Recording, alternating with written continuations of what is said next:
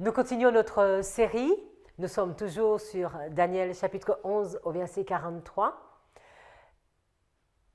Nous allons encore entrer un peu plus dans les détails. Nous avons déjà vu une première ligne avec Babylone et nous allons regarder une deuxième ligne avec la montée de la Rome païenne. Prenons la position de la prière. Seigneur, que ton nom soit glorifié, exalté, magnifié, élevé, et que l'on sache de tout temps que tu es le seul Dieu. Tu es le Dieu d'éternité en éternité. Merci Seigneur, merci pour tout ce que tu fais. Et que chacun de nous puissions chercher à mieux te connaître. Sois présent avec nous. Instruis-nous Seigneur. Ouvre nos yeux. Montre-nous ce qui est caché et que nous ne comprenons pas. T'avons prié en ton saint nom. Amen. Nous sommes sur Daniel 11, le verset 43. Nous nous sommes arrêtés sur l'histoire de Tyr et je voudrais qu'on prenne les quelques versets de Jérémie 46. Nous sommes à la diapo 41. Vous vous souvenez, c'est cette prophétie qui avait été donnée à Jérémie. Le départ de l'Égypte, Égypte qui va partir en captivité. Jérémie 46, verset 6, je voulais qu'on les lise parce qu'il y a des points intéressants. Que le rapide ne s'enfuit pas et que le vaillant ne s'échappe pas. Ils chancelleront et tomberont vers le nord. Donc c'est important de noter, près du fleuve de l'Euphrate. Qui est celui qui monte comme le Nil et dont les eaux s'émeuvent comme les fleuves? L'Égypte s'élève comme une rivière et ses eaux s'émeuvent comme les fleuves. Et elle dit, je monterai et je couvrirai la terre, je détruirai la ville et ceux qui y habitent. Montez-vous chevaux et vous chariots, ragez. Et que les hommes vaillants sortent, les Éthiopiens et les Libyens qui manient le bouclier, et les Ludiens qui manient les bancs de l'arc. C'est important de noter. Ici, on voit les Éthiopiens, les Libyens associés à l'Égypte. Verset 10. Car c'est le jour du Seigneur. C'est le jour du Seigneur, Dieu des armées, un jour de vengeance, afin qu'il se venge de ses adversaires. Et l'épée dévorera, et elle sera rassasiée et sera enivrée de sang. Car le Seigneur, Dieu des armées, a un sacrifice dans le pays du Nord, près du fleuve de l'Euphrate. Nous devons comprendre que toute cette histoire, c'est Dieu qui est aux commandes, il n'est pas dépassé. Monte à Galaad et prends du baume, ô vierge, fille d'Égypte. En vain tu multiplieras les remèdes, car tu ne guériras pas. Les nations ont entendu parler de ta honte, et ton cri a rempli le pays, car l'homme vaillant a trébuché sur le vaillant, et ils sont tombés tous deux ensemble. Nous continuons avec la diapo 43, la suite. Ô toi, filles habitantes d'Égypte, équipe-toi pour aller en captivité, car Noph sera dévasté et ravagé, sera brûlé sans habitants. L'Égypte est comme une très belle génisse, mais la destruction vient. Elle vient du nord. Donc, il nous est bien dit que l'Égypte ira en captivité. Nous l'avons vu. Mais pas seulement l'Égypte, les amis. Les Libyens, les Éthiopiens, parce qu'ils sont tous ensemble. Et c'est ce qui nous est dit dans le verset 43, que les Libyens et les Éthiopiens seront à sa suite. Nous aurons l'occasion d'y revenir. Verset 21, ces mercenaires aussi sont au milieu d'elle, comme des veaux engraissés. Car ils ont aussi tourné le dos et se sont enfuis ensemble. Ils n'ont pas tenu ferme parce que le jour de leur calamité est venu sur eux, pas seulement sur l'Égypte, sur ces mercenaires également, ainsi que le temps de leur visitation. Sa voix sera comme celle du serpent, car ils marcheront avec une armée et viendront contre elle avec des haches comme des bûcherons. Verset 23, ils couperont sa forêt, dit le Seigneur, quoiqu'elle soit impénétrable, parce qu'ils sont plus nombreux que les sauterelles, et on ne pourrait les compter. La fille d'Égypte sera honteuse, elle sera livrée en la main du peuple du Nord. Dans ce texte, Jérémie insiste pour dire que le malheur vient du Nord. Cette décision est prise par Dieu et que l'Égypte n'échappera pas. Et que les amis de l'Égypte n'échapperont pas. Verset 25, la diapo 44, le Seigneur des armées, le Dieu d'Israël, dit, voici, je vais punir la multitude de nos, et Pharaon, et l'Égypte, et ses dieux, et ses rois, tant Pharaon que tous ceux qui se confient en lui.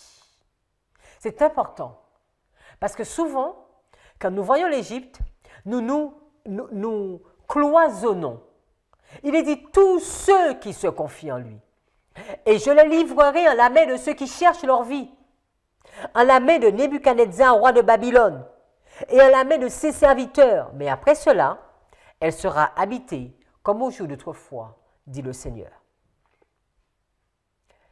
Nous comprenons que c'est la réponse que Dieu va faire pour l'Égypte.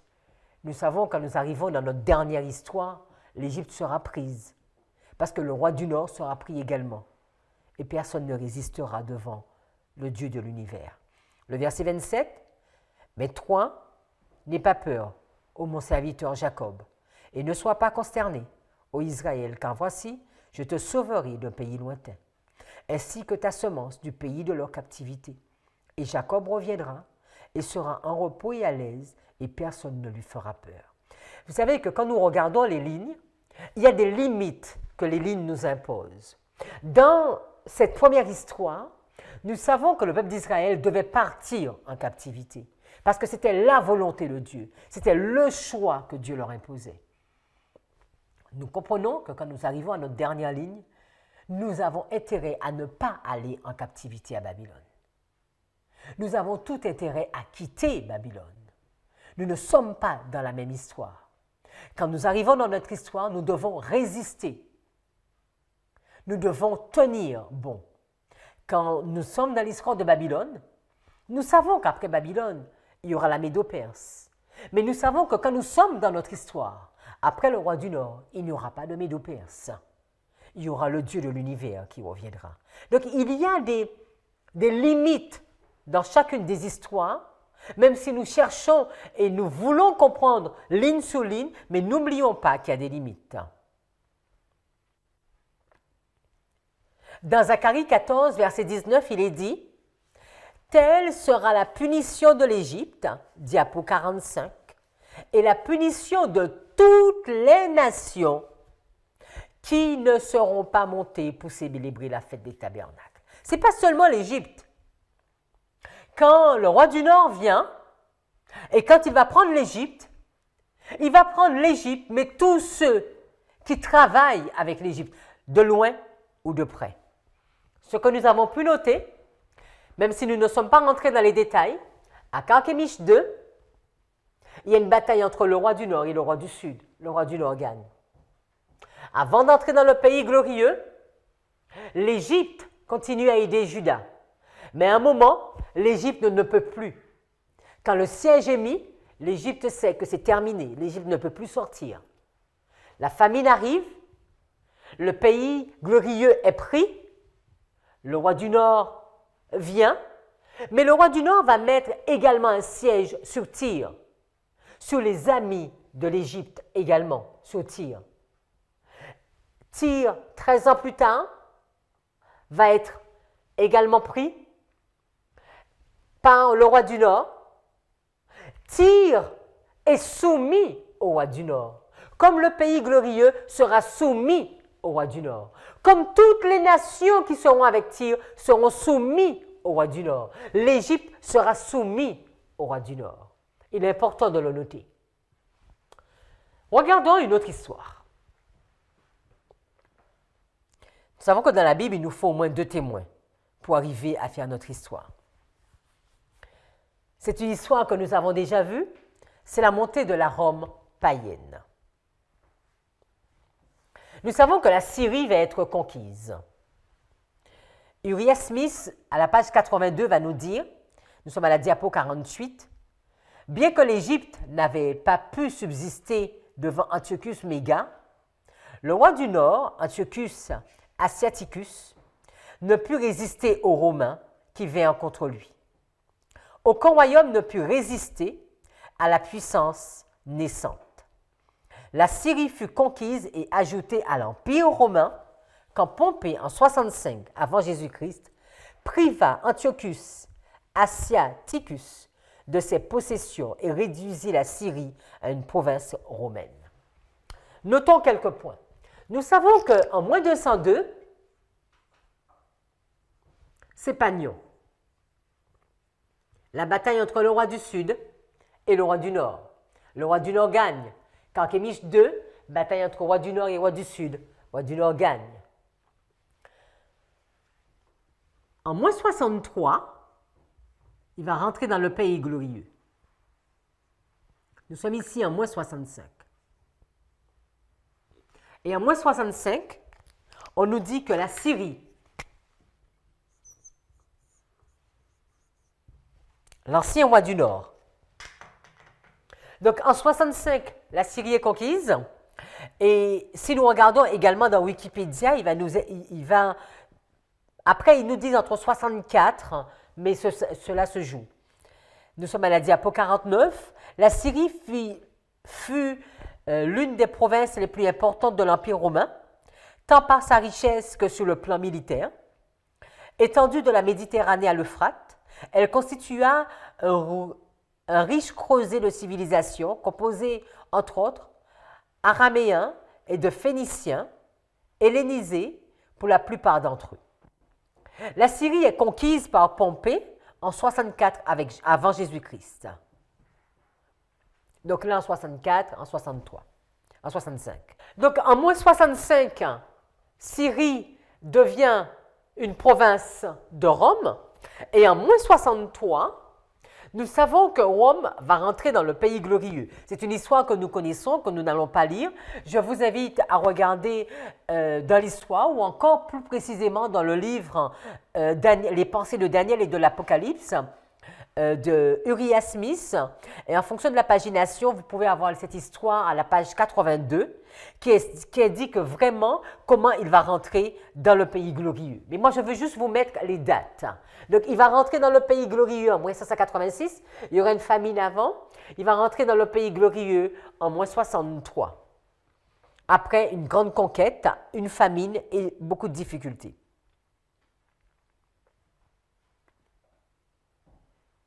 Mais nous savons que l'Égypte, elle ne sera conquise qu'en moins 30. Donc, on va noter ici, moins 30. Et là, c'est l'Égypte. Vous voyez, c'est la même structure. J'espère que vous voyez, hein? Roi du Nord, roi du Sud, roi du Nord gagne. Roi du Nord, roi du Sud, roi du Nord gagne. Entrez dans le pays glorieux, rentrez dans le pays glorieux. La prise de l'Égypte, la prise de l'Égypte. Et Rome va prendre l'Égypte en moins 30. Il nous est dit, nous sommes à la diapo 53, la dynastie Lagide, ou ptolémaïque, est une dynastie hellénistique, issue du général macédonien Ptolémée, fils de Lagos. Cette dynastie règne sur l'Égypte, mais de 323 à l'an 30 de notre ère. La défaite de Cléopâtre VII et de Marc-Antoine face à Octave à la bataille d'Actium en 31 avant notre ère marque la fin de la dynastie ptolémaïque et de l'Égypte pharaonique. Et là, on va noter ici la bataille d'Actium. Donc, je veux vous le mettre là. Parce que cette bataille, la bataille d'Actium, devient intéressante pour nous dans la prophétie. C'était quoi la bataille d'Actium? La bataille d'Actium, nous sommes à la diapo 54, la bataille d'Actium est une grande bataille navale qui se déroule le 2 septembre de l'an 31 avant Jésus-Christ. Donc, vous voyez, nous sommes vraiment à la même date. Dans le cadre de la dernière guerre civile de la République romaine qui suit l'assassinat de Jules César. Donc, qu'est-ce qui s'est passé avant? Il y a eu l'assassinat de Jules César qui se produit près d'Actium, sur la côte occidentale de la Grèce, dans le golfe Ambracique au nord de l'île Leucade. Donc là aussi, vous pouvez comprendre, si vous voulez plus d'informations sur l'assassinat de Jules César, je vous invite à regarder sur Wikipédia ou autres documents. C'est vraiment bien documenté.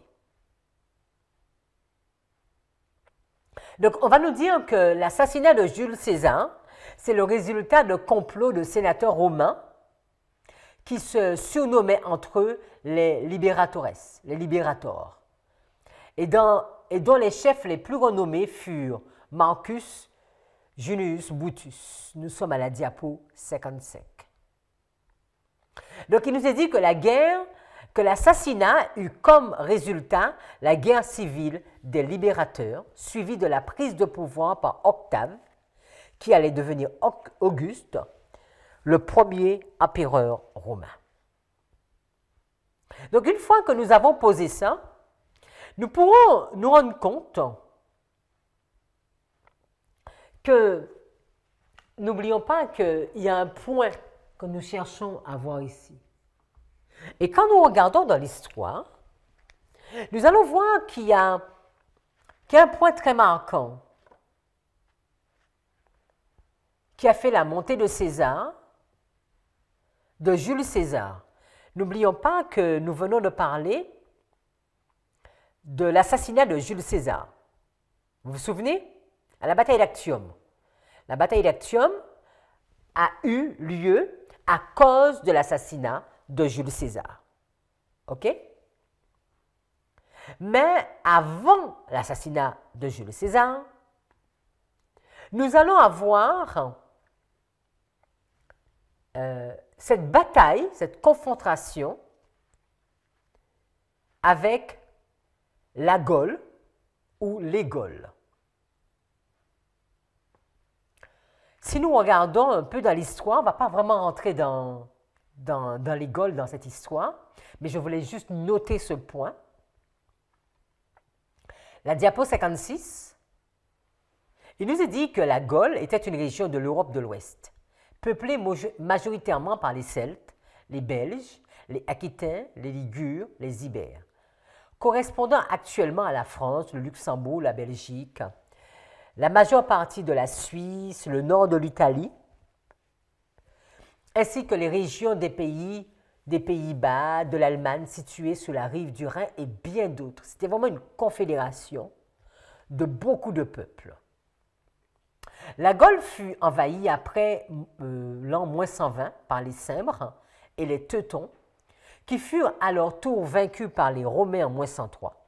Et Jules César, donc ce Jules César qui fut assassiné, dont c'est à cause de son assassinat qu'on arrive à la bataille d'Actium, Jules César conquit finalement les parties restantes de la Gaule, qu'il considère comme divisées en 3 parties, donc Gallia, Belgica et Aquitania, dans ses campagnes entre -58 et -51. Donc on va noter ici -58 à -51. Et ici, je vais vous mettre la Gaule. Bien, les Gaules. Je vais mettre les Gaules. Voilà une confédération. Et vous savez, c'est la chute de toute cette confédération, c'est ce qui va faire la renommée de Jules César. Alors, comme je vous disais, cette étude, on ne va pas rentrer vraiment dans la Gaule, dans les Gaules, dans cette... je vous ai parlé de confédération, mais j'enlève même le mot dans cet ensemble de peuples ou de pays. Cela fera l'objet d'une autre étude. Mais je voulais juste placer ceci sous la ligne, d'accord? Parce que nous aurons certainement l'occasion de revenir, ou quelqu'un d'autre aura l'occasion de le faire, et de montrer qu'ici aussi, il va y avoir une alliance commerciale, il va y avoir un objectif avec plusieurs peuples, et que ce que je veux montrer, c'est de même que Tyr, Juda, tout ce monde sera sous Babylone, et l'Égypte également. Mais dans cette histoire, c'est la même chose. Syrie va être sous Rome, mais le pays glorieux va être sous Rome. Les Gaules aussi vont être soumis à Rome et l'Égypte également. Donc, c'est vraiment Rome, c'est vraiment la montée. Rome commence à monter dès ici et on va voir que Rome va vraiment prendre toutes les différentes parties. Qu'est-ce que cela pourrait bien nous dire pour nous dans notre histoire d'aujourd'hui? Nous savons que l'Égypte, c'est le monde. Nous l'avons déjà expliqué à plusieurs occasions. Si nous allons sur la diapo 59 et on va voir plusieurs, les unes à la suite des autres, la diapo 59, il nous est dit « Les plaies dont souffrit l'Égypte quand Dieu était sur le point d'en faire sortir son peuple étaient de même nature que celles plus terribles et plus universelles qui fondront sur le monde avant la délivrance finale du peuple de Dieu. » Ellen White fait une comparaison entre l'Égypte et le monde. Dans l'événement des derniers jours, il continue, Dieu, le Dieu d'Israël, exécutera ses jugements contre les dieux de ce monde comme il l'a fait contre les dieux de l'Égypte. Et continue encore, quand l'Amérique, le pays de la liberté religieuse, s'unira à la papauté pour forcer les consciences, on est verset 41, la loi du dimanche, et obliger les hommes à observer un faux sabbat, les habitants du monde entier seront amenés à suivre son exemple. Quand nous arrivons dans notre histoire, les amis, nous sommes à Ukraine 2 aujourd'hui. Nous savons que nous allons devant une crise financière.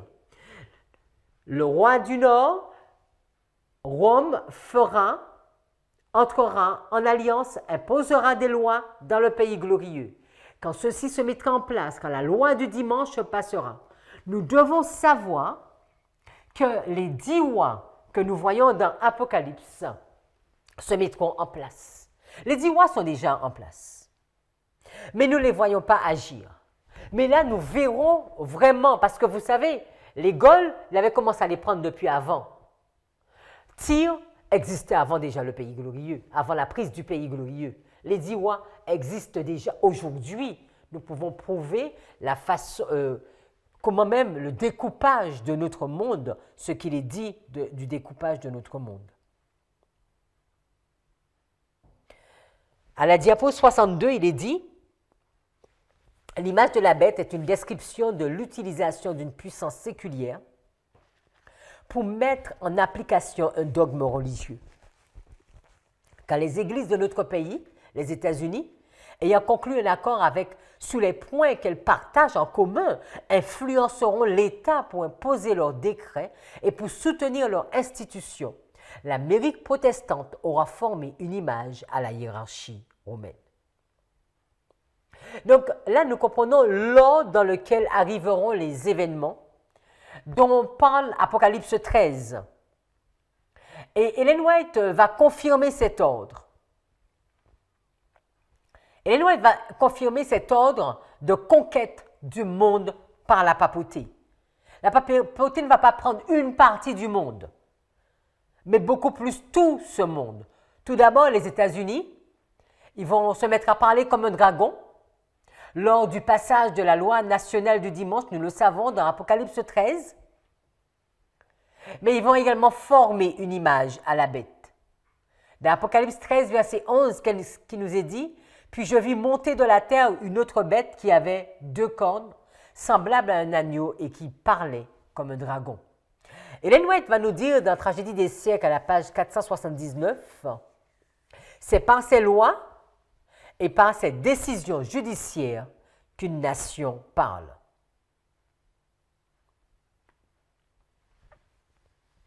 Donc nous comprenons que c'est officiellement lors de la mise en vigueur de la loi nationale du dimanche que les États-Unis parleront comme un dragon. Et à ce moment-là, sera formée une image à la bête. Et il faut être conscient que sans aucun doute, de nombreux événements conduiront à cet acte d'apostasie. Et c'est pour cela qu'au fur et à mesure, nous devons chercher, prier, afin de comprendre ces événements. Arriver à comprendre la structure des choses et pour mieux comprendre. Exemple, nous comprenons le verset 41, nous comprenons ce qui se passe là. Mais entre le verset 41 et le verset 42, qu'est-ce qui se passe? La diapo 65 nous dit « Je fus ramené aux enfants d'Israël en Égypte. Je vis que lorsque Dieu agissait par Moïse devant Pharaon, les magiciens vinrent et dirent qu'ils pouvaient faire de même.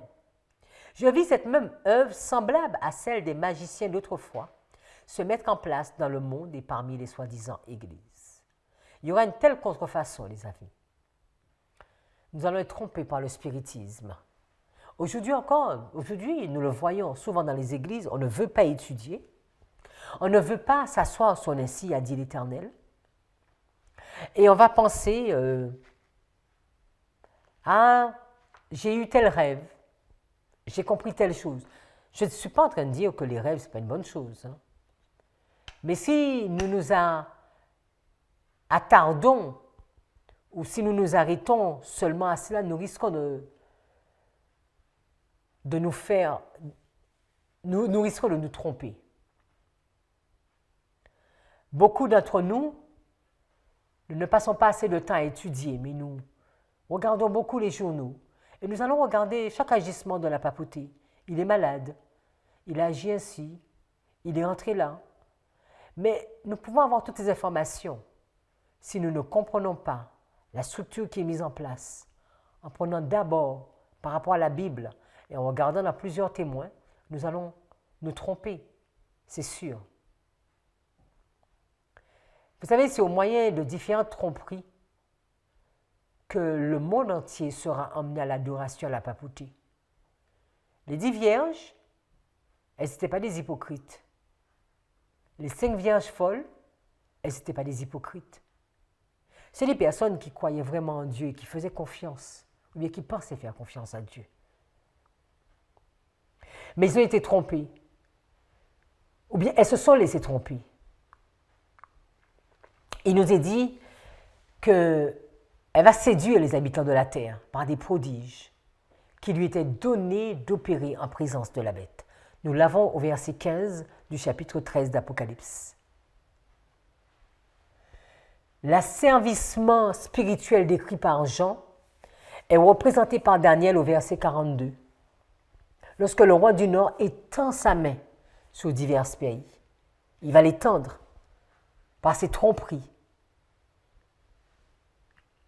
par ses faux messages, mais qui sembleront tellement justes. Et il nous est dit que l'Égypte n'échappera pas.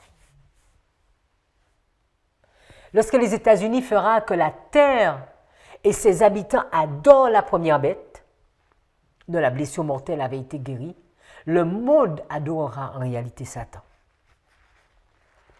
Parce que adorer la bête signifie adorer le dragon. Et beaucoup ne se rendront même pas compte qu'ils sont en train d'adorer la bête. De même que ceux qui travaillaient avec Tyr ne se rendaient pas compte du problème. Et il en fut de même pour la Rome païenne. Ellen White nous dit, dans la Rivière Hérald, nous sommes à la diapo 67, Satan, dans son orgueil et son arrogance, s'était proclamé souverain légitime et permanent du monde. Le possesseur de toutes ses richesses et de sa gloire, revendiquant l'hommage de tous ses habitants. Vous vous souvenez ce qu'il va dire à Jésus? Tout ceci m'appartient, adore-moi. En réalité, quand Rome va posséder toutes les richesses de ce monde, suivre Rome, c'est suivre Satan. Parce que c'est Satan qui a décrété qu'il obtenait toutes ces richesses. Le texte nous dit, comme s'il avait lui-même créé le monde et les choses qui y sont contenues. Satan, dans son orgueil et son arrogance, s'était proclamé souverain légitime et permanent du monde, je reprends le texte, le possesseur de toutes les richesses et de sa gloire, revendiquant l'hommage de tous ses habitants, comme s'il avait lui-même créé le monde et les choses qui y sont contenues. Il va revendiquer l'hommage de tous ses habitants. Ésaïe 12 nous dit bien, te voilà tombé du ciel, astre brillant, fils de l'aurore, nous sommes à la diapo 68. Tu es abattu à terre, toi le vainqueur des nations. Tu disais en ton cœur, je monterai au ciel, j'élèverai mon trône au-dessus des étoiles de Dieu. Je m'assirai sur la montagne de l'assemblée, à l'extrémité du septentrion. Je monterai sur le sommet des nues, je serai semblable au Très-Haut. Donc depuis sa chute, Satan est à l'œuvre pour s'établir en tant que maître de cette terre. Et pour lui, toute cette richesse lui appartient. Donc évidemment, il va la proposer à tous ceux qui en veulent. Et nous savons que chaque fois qu'il y a une apostasie, c'est une dévastation qui va être menée après. Lorsque Daniel révèle que le roi du Nord étend sa main sur l'Égypte au verset 42 et sur les autres pays, on peut penser que l'apostasie ne sera pas loin de son apogée. Parce que ça va crescendo, ce n'est pas d'un seul jour, ça va continuer à monter. Et à ce moment-là, le monde subira les jugements de Dieu à mesure que l'Esprit de Dieu se retirera de la terre et que la rébellion de l'homme sera à son comble. Il faut penser que dans de telles conditions, les habitants du monde chercheront un sauveur, leur promettant le retour à la prospérité. Vous savez que quand vous êtes en pleine crise et quand vous voyez que plus rien ne va, c'est la famine, c'est la crise économique, la crise financière. Et on a envie que cela change. On a envie qu'un sauveur vienne nous tendre la main. Et là, évidemment, Rome viendra tendre la main.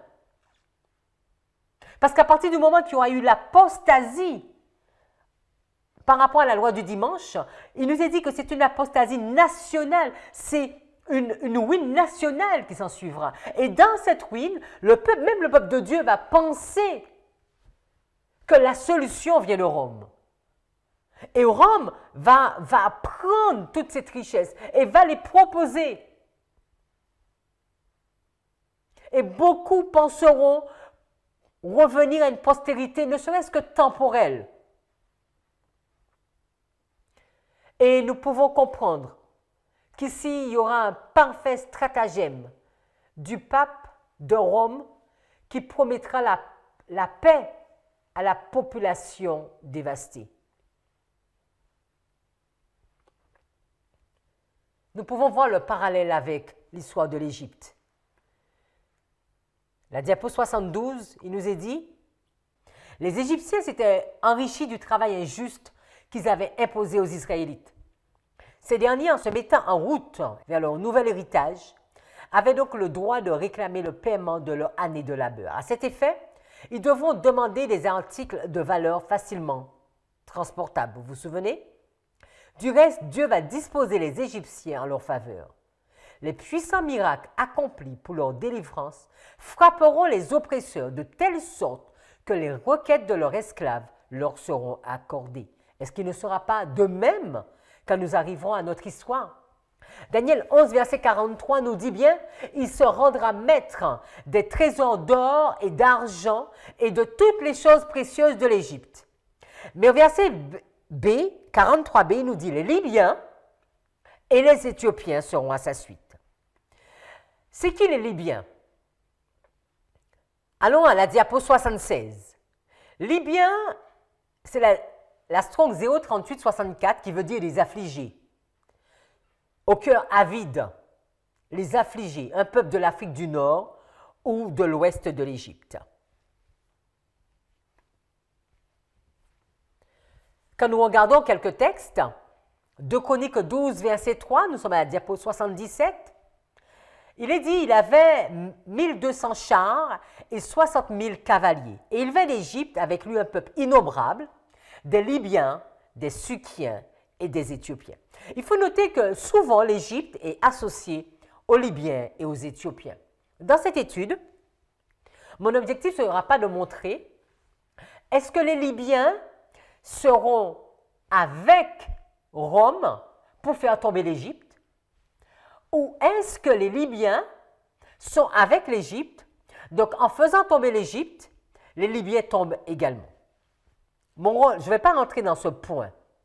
Peut-être un jour cela viendra. Ce que je veux montrer, c'est que les Libyens et les Éthiopiens ne pourront pas y échapper. Ils ont beaucoup travaillé avec les Égyptiens. Dans 2 Chroniques 16, verset 8, il nous est dit « Les Éthiopiens et les Libyens ne formaient-ils pas une grande armée avec des chars, une multitude de cavaliers?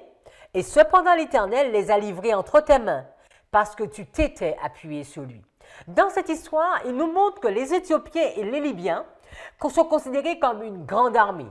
On pourrait penser à une puissance militaire. Dans Nahum 3, verset 9, il est dit « L'Éthiopie et les Égyptiens innombrables faisaient sa force. Plus et les Libyens étaient ses auxiliaires. » Donc on pourrait déjà dans un premier temps voir ce groupe comme une grande armée de Rome. Maintenant, ce n'est pas juste le roi du Nord à la personne des USA, parce que souvent nous disons que les États-Unis, c'est l'armée de Rome. Maintenant, on voit que l'armée de Rome, ce ne sera pas seulement les États-Unis. L'armée de Rome sera composée du monde entier. Les Libyens et les Éthiopiens seront à sa suite. Si nous regardons un peu plus sur les affligés, dans Job 34, verset 28, à la diapo 78, il nous est dit « En sorte qu'ils ont fait monter le cri du pauvre jusqu'à lui, et il entend le cri des affligés. » Nous avons vu que les Libyens est un type des affligés. Défendez le pauvre et l'orphelin. Faites justice à l'affligé et au malheureux. Dans Proverbe 22, verset 22, il est dit « Ne vole pas le pauvre, parce qu'il est pauvre, et n'oppresse pas non plus l'affligé à la porte. » Nous voyons la relation entre affligé et pauvre. Un affligé, c'est quelqu'un de pauvre. Un affligé, c'est un pauvre, c'est un Libyen. La Libye pourrait être un type des pauvres, des pays pauvres. Aussi, il nous montre que les pays pauvres, ce sera une grande armée à la suite de Rome. Mais regardons les Éthiopiens. Qui sont les Éthiopiens? Si nous regardons la Strong 03569, nous sommes à la diapo 79, il nous est dit Cush, noirceur. Il nous est dit que c'est un des descendants de Cush, petit-fils de Noé. Un peuple qui descend de Cush. Mais regardons un peu plus en détail. Job 28, verset 19, nous sommes à la diapo 80. La topaze d'Éthiopie ne peut lui être comparée. Elle ne peut être estimée avec l'or pur. Isaïe 45, 14, ainsi dit le Seigneur, le travail de l'Égypte et le négoce de l'Éthiopie et des Sabéens, hommes de haute stature, passeront vers toi et ils seront à toi. Ils marcheront après toi, ils passeront enchaînés et ils se jeteront à terre devant toi. Et ils te supplieront disant, certainement, Dieu au milieu de toi, et il n'y en a pas d'autre, il n'y en a pas d'autre Dieu. Il nous est dit le topaze d'Éthiopie.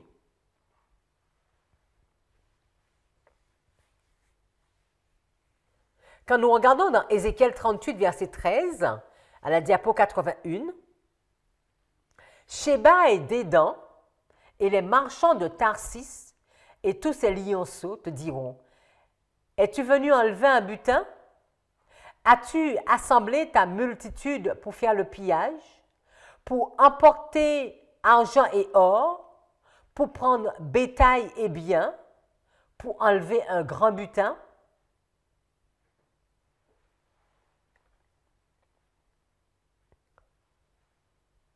C'est vrai que le temps me manque un peu pour entrer dans tous les détails, parce que ceci, nous voyons que tous ces peuples, Sheba, Dédan, Tarsis, ils étaient avec Tyr.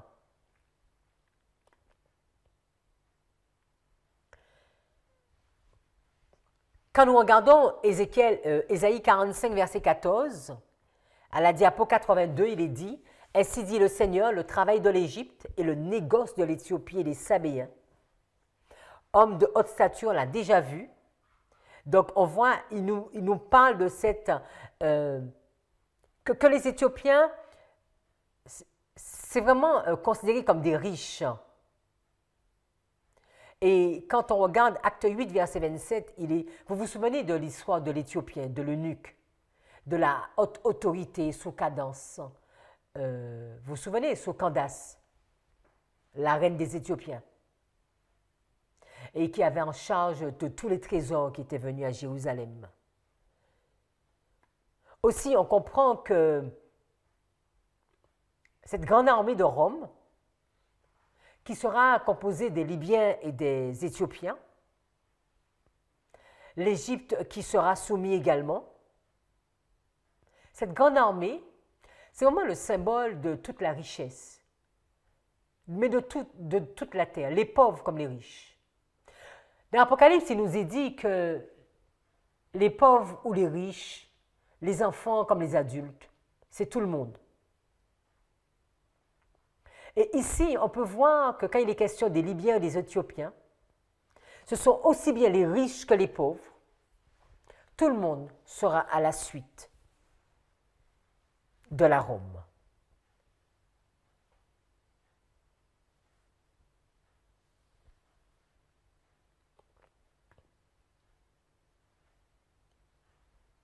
Dans Jérémie 46, les versets 8 et 9, nous sommes à la diapo 84, nous allons bientôt arriver à la fin.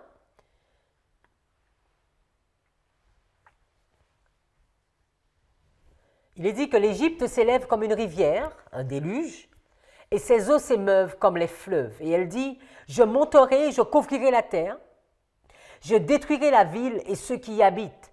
Montez-vous chevaux et vous chariots ragez, et que les hommes vaillants sortent, les Éthiopiens et les Libyens qui manient le bouclier, et les Ludiens qui manient et bandent de l'arc. Les amis, quand nous arrivons à la fin, déjà, si vous voyez ce texte, il y a beaucoup à dire sur ce texte. Parce qu'il est dit, l'Égypte s'élève comme une rivière, d'accord? Et ses eaux s'émeuvent comme des fleuves. Et le verset 9, il dit, montez-vous chevaux et vous chariots. Donc, il est dit chevaux, chariots. Et que les hommes vaillants sortent. Donc, c'est encore une image pour chevaux et pour chariots. Et que les Éthiopiens et les Libyens qui manient le bouclier, c'est encore une image pour chevaux, chariots. Donc les Éthiopiens et les Libyens représentent la force militaire. Vous vous souvenez dans Daniel 11, le verset 40b, il y avait cette force militaire et c'était les États-Unis. Mais là maintenant, les États-Unis, Rome aura pas seulement les États-Unis comme force militaire, mais la terre entière. Alors que la papauté aura toute la puissance militaire du monde dans sa main, les pays riches et les pays pauvres vont suivre. Et toute la force militaire du monde sera au pouvoir du roi du Nord.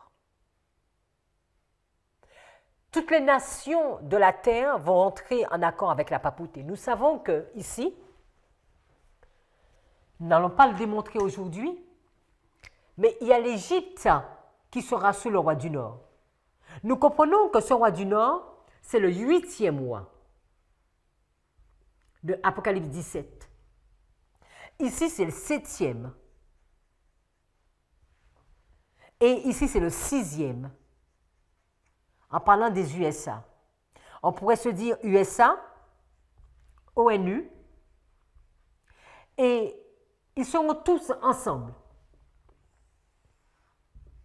Mais ils seront soumis à Rome. L'Égypte sera soumis au roi du Nord. Daniel 11, 43 nous le dit.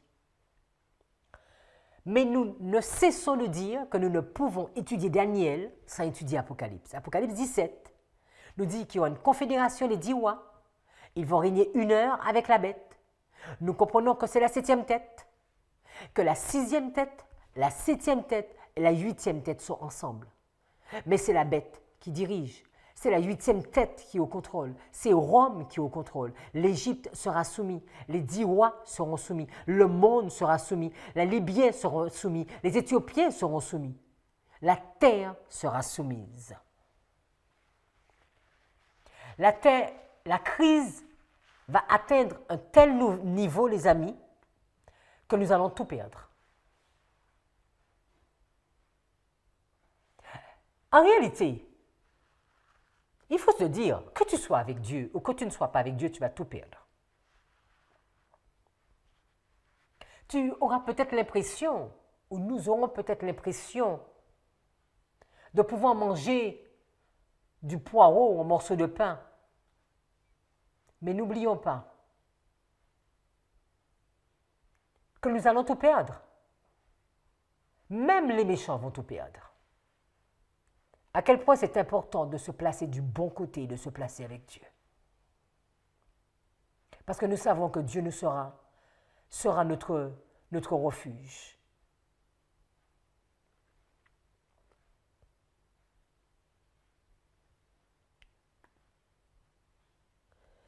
Nous allons terminer avec seront à sa suite. Qu'est-ce que cela pourrait bien vouloir dire? Alors regardons seront à sa suite. Nous sommes à la Strong 04703, à la diapo 87. Ils vont marcher à sa suite, à son rythme, à ses pas. Quand nous regardons la 04703, ça vient de la 06805 qui veut dire marcher, se diriger, parcourir. Le monde sera à la suite du roi du Nord. Regardons, mais qu'est-ce que cela pourrait bien vouloir dire être à la suite, bien que nous le comprenons facilement. Si nous allons à la diapo 88, 1 Samuel 25, verset 13, alors David dit à ses gens que chacun de vous ceigne son épée, et ils ceignirent chacun leur épée. David aussi ceignit son épée, et environ 400 hommes montèrent à sa suite. Ils étaient en train de suivre David, c'est David le chef. Il en resta 200 près des bagages. Quand nous allons avec Gédéon, dans Juge 6, verset 34, Gédéon fut revêtu de l'Esprit de l'Éternel, il sonna de la trompette et Abiézer fut convoqué pour marcher à sa suite. Quand on marche à sa suite, ce n'est pas nous qui dirigeons. Donc c'est le roi du Nord qui va donner le pas. Vous vous souvenez ce qu'Amos nous dit? Est-ce que deux hommes peuvent marcher ensemble sans être d'accord? Donc comment les Éthiopiens, les Libyens, les Égyptiens, le monde entier pourra marcher à la suite du roi du Nord s'ils ne sont pas consentants?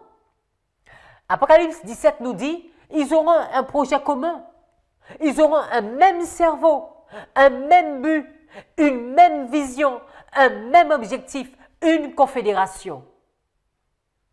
Et tu penses que nous les chrétiens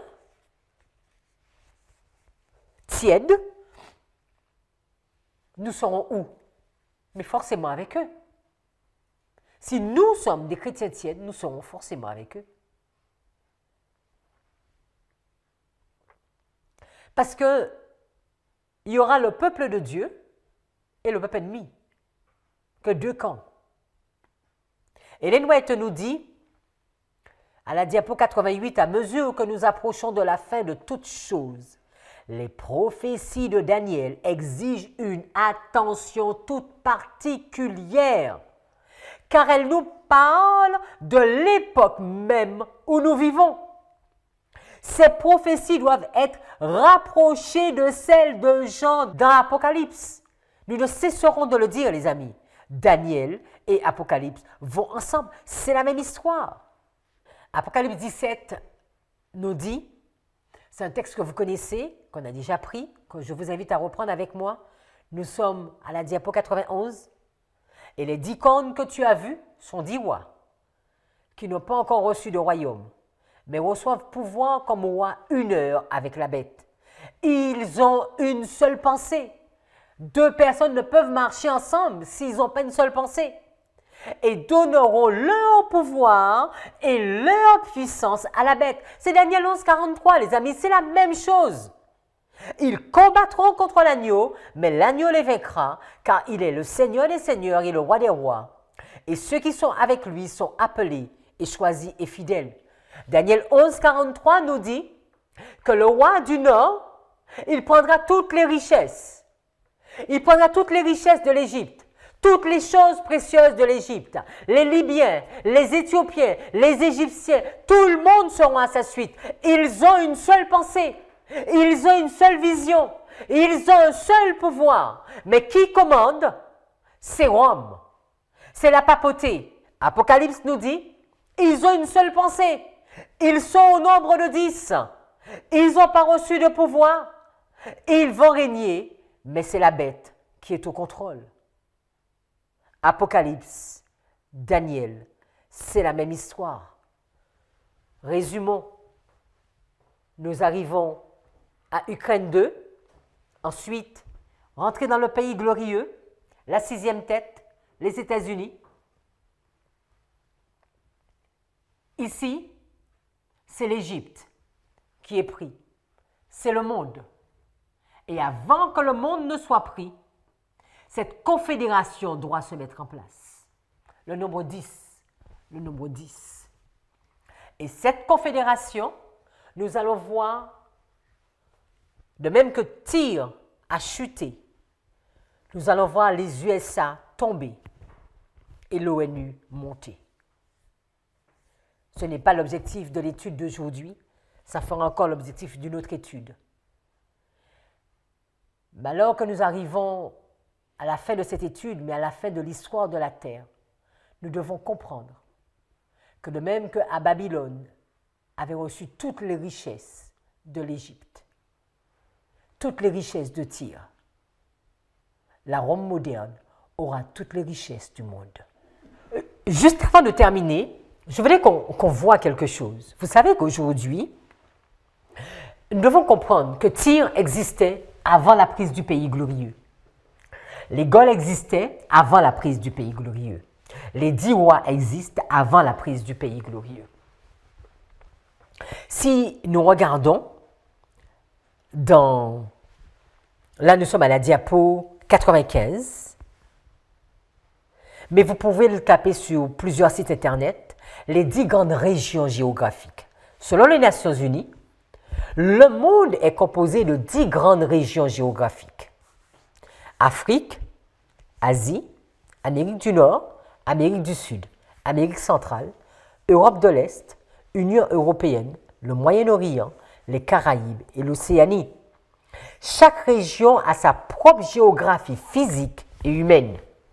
Les formes terrestres, le climat et les ressources varient considérablement d'une région à une autre. La diapo 96. Dans le rapport publié en 2009 intitulé « Les objectifs du millénaire pour le développement », donc 2009, on trouve les objectifs stratégiques du développement durable. À la page 55 du document, on voit une illustration des continents ayant subi quelques modifications. Le monde a été divisé en 10 régions. Ce schéma des 10 groupes régionaux a été créé par les Nations Unies pour des raisons pas très élaborées dans le document. Mais il est permis d'associer la création de ces royaumes à la prochaine gouvernance mondiale. C'est la personne qui le dit dans Europa, dans le document. Mais ce surtout que je veux noter, c'est de voir que le monde même aujourd'hui est divisé en 10 groupes. Regardons ce schéma où nous voyons encore le monde qui est divisé en 10 grandes régions. Mais ça, autant d'informations, les amis, que vous pouvez avoir sur Internet. De voir que l'ONU même a déjà décidé que la Terre était groupée en 10. Or, Daniel 11, verset 13 nous dit que le monde sera à sa suite. Et Apocalypse 17 nous dit également que les 10 rois qui n'ont pas reçu de pouvoir, ils vont régner 1 heure avec la bête.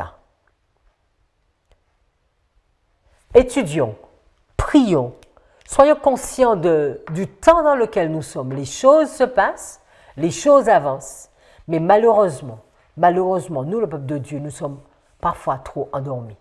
Mais je veux croire que Dieu nous réveille et que Dieu nous interpelle, alors que nous regardons encore ces versets de Daniel et d'Apocalypse, et nous voyons comment les deux sont ensemble. Vraiment, le livre de Daniel et le livre d'Apocalypse ne peuvent être étudiés séparément. Que Dieu puisse vraiment nous éclairer et nous montrer toute la lumière sur ce qui se joue sous nos yeux que nous ne nous rendons pas compte. Prions. Seigneur, merci pour ces études que tu nous as permis de faire. Merci pour ta bonté, merci pour ta richesse. Et alors que nous avançons pas à pas dans ces quelques versets de Daniel, il y a tellement et tellement de vérités à voir. Nous nous rendons compte qu'il y a tellement de structures, les unes sur les autres, les lignes et des lignes. C'est une beauté, Seigneur. nous nous rendons compte que c'est une beauté. Nous voulons vraiment te remercier. Mais Seigneur, nous nous rendons compte que nous devons être prêts. Alors pardonne-nous pour nos erreurs. Mais regarde-nous, Seigneur. Aide-nous. Et alors que nous courons avec le sang sur le linteau, nous voulons vraiment te dire, habite en nous, Dieu d'Abraham, Dieu d'Isaac et Dieu de Jacob. Que chaque personne qui aura étudié, que chaque internaute puisse être béni par toi. Que ce groupe, Seigneur, nous soyons bénis par toi, portés par toi. Merci pour tout ce que tu fais et que tu feras. Nous t'avons prié en ton Saint-Nom. Amen.